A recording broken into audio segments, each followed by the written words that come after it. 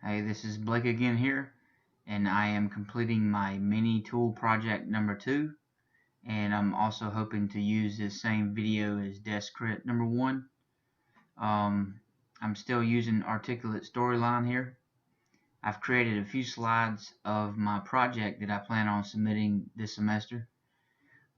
So far what I've done for the project is I've utilized GIMP 2.8 and Articulate Storyline, and I've began to use Audacity, but I have not added any audio from Audacity into the project yet.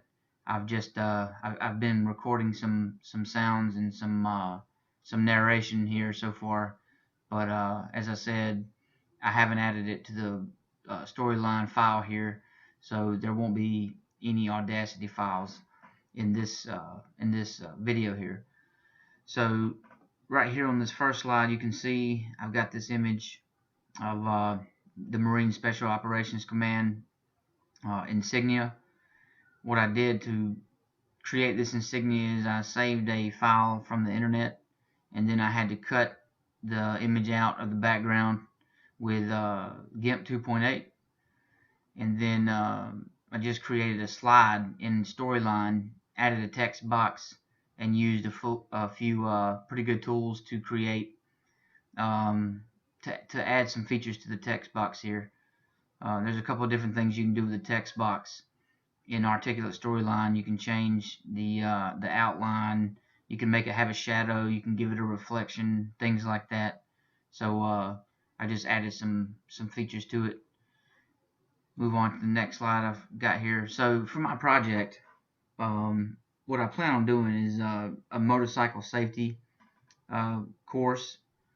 I am a motorcycle safety representative in my command. I'm a part of Marine Special Operations Command. All motorcycle riders in the Marine Corps have to adhere to specific rules and guidelines that the average motorcycle rider maybe does not. And I'm going to go over those because motorcycle safety is a very big deal in the Marine Corps, and you know, there was a time where we had actually lost more Marines to motorcycle accidents to combat, even during the time when Iraq and Afghanistan were at their height.